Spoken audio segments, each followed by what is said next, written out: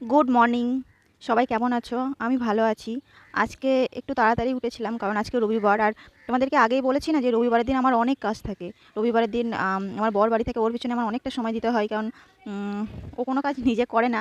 আর এদিকে আমি সকালবেলা উঠে চাটা খেয়ে মানে না, চাটা খাইনি, রান্নাঘরটা আগে পরিষ্কার করে নিচ্ছিলাম, গ্যাস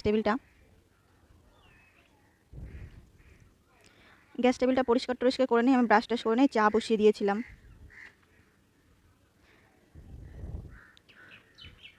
চা চাটা খেয়ে নিয়েছিলাম। খেয়ে আমার অনেক বাসি কাজ ছিল, যেগুলো কালকের অনেক জামা কাপড় যেগুলো শুকায়নি, একটু হালকা ভিজেছিল, যেগুলো মেলে দিলাম। আর জামা কাপড়গুলো ভাঁজ করে করে রাখলাম সামনে। মানে অনেকগুলো জামা কাপড় ছিল, দেখতে খুব বিশ্রী লাগছিল। এগুলো আগে করে নিই, তারপরে এইদিকে আমার মেয়ে এখনও ঘুমাচ্ছে। ও একটুখানি দেরি করেই ওঠে, মানে 8টা, সাড়ে 8টা, 9টাও বেজে যায় কোনোদিন। ও যখন ঘুমায় না, আমার শুধু মনে হয় যেন ও কখন উঠবে কখন উঠবে, একদম ভাল লাগে না। আর যখন না ঘুমায় তখন শুধু মনে হয় একটুখানি ঘুমা, একটু ঘুমা।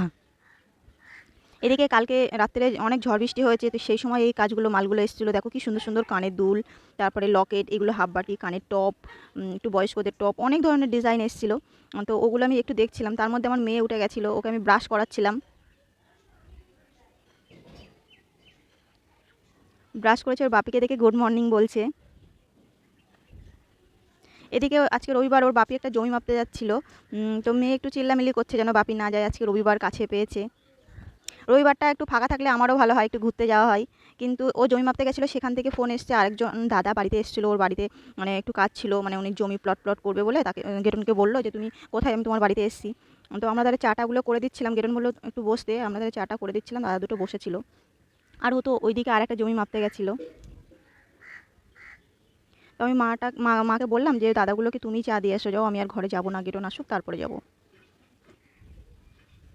তো মা চাটা দিয়ে আসতে যাচ্ছিলো, চাটা মাই বানিয়েছে। এদিকে দুপুরে রান্না তাড়াহুড়ো করছিলাম কারণ আজকে বিকালে একটুখানি ঘুরতে যাব, প্লাস আমার যে সকালে মালগুলো দেখালাম না, ওগুলোও সব বিকালে জমা দিতে হবে। সব মিলিয়ে বিকালে মানে সময় বার করাটা খুব টাফ, কিন্তু চেষ্টা করছি একটুখানি বিকালে যাব, রবিবার মেয়েটাকে নিয়ে একটু ঘুরতে যাব। তার জন্য দুপুরে রান্না করব, মাংসটা আমি মাকে ধুয়ে দিচ্ছিলাম। রান্নাটা মাই করবে, আমি গোছগাছ করে দিই, মা রান্নাটা করে নেয়, আমিও করি সময় হলে। দুজনে মিলেমিশেই করি। সংসারটা কারোর একার না, সবার, তো সবাই মিলে যদি হাতে হাতে কাজ করা যায় না, সংসারটা অনেক সুন্দর হয় আর কি। তো এইদিকে আমি এবার রেডি রেডি হয়ে গেছিলাম, আমার বাইরের কাজ ছিল, ঘুরতে যাচ্ছি না, আমার বাইরের কাজ ছিল। তো আমি আমার বাইরে আমারও ছিল, আমার বরেরও কাজ ছিল, দুজন মিলে একসাথেই বেরিয়েছিলাম। প্রথমে গেছিলাম আমরা টিভিএস শোরুমে, কারণ আমাদের গাড়ির নাম্বারটা আজকে দেবে ফোন করেছিল, তো আমরা যাচ্ছিলাম বেগোপাড়া, এটা হচ্ছে বেগোপাড়া।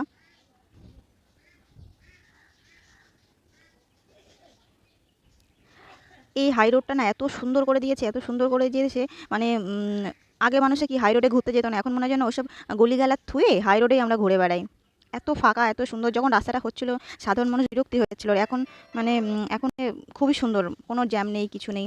এদিকে টিভিএস শোরুমে চলে এসেছি, ওকে কাগজপত্রটা আম, ওর কাছ থেকে নিলাম, দিয়ে সামনের দিকে এগোচ্ছি। এই যে নিচে সব কাজ চলছে। আমরা ফর্মালিটি কিছু করে আসলাম, কাগজপত্র সিগনেচার করে আসলাম, আমরা একটু বসলাম, দিয়ে আসবে। দেখো আমার বর না একদমই ভিডিও করতে যায় না, ও জানি না কেন ক্যামেরার সামনে আসে না, বলে কি যে আমার মুখ দেখালে তোমার ফলোয়ার্স সব কমে যাবে।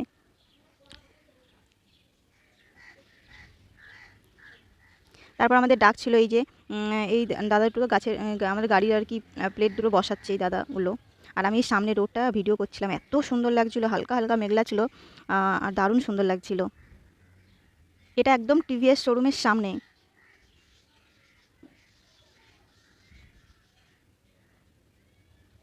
ওখান থেকে বেরিয়ে আমরা যাব এটিএমে। তো প্রথমে একটা এটিএমে গেছিলাম, সেখানে টাকা ছিল না। তারপর আবার এটাতে আসলাম, দিয়ে ওখান থেকে মাছ বাজারে গেছিলাম। আমার মাছ বাজারে যেতে প্রচুর ঘেন্না লাগে, তবুও ও জোর করলো বলে আমি গেছিলাম। বাটা মাছ নিয়েছিলাম, তেলাপিয়া মাছ নিয়েছিলাম, রূপচাঁদা মাছ নিয়েছিলাম, আর একটা কী যেন মাছ নিয়েছিলাম, আমি মাছ অত চিনি না, 3-4 রকমের মাছ নিয়েছিলাম। আর সত্যি কথা বলতে আমি তো মাছ কাটতেই পারি না, তবুও বটির সামনে বসেছিলাম মাছ কাটতে। ক্যামেরাটা গেটন ধরেছিল, আমি ওকে বলছিলাম মাছ কাটা অসম্ভব, আমি পারবোই না, তার তো এত বড় বড় মাছ আমি কোনো দিনই সত্যি কথা বলতে কাটতে পারি কি না জানি না, আমার হাত কেটে যাবে। ওই জন্যে আমি পারবো না কাটতে, ওকে বললাম আমি পারবোই না কাটতে। এদিকে কাজগুলো আমার হয়ে গেছিলো সব, এই যে প্যাকেট হয়ে গেছে, ওরা ছাড়িয়ে দিয়েছে, গুনে টুনে আমি স্ট্যাপলার করে নিয়েছি।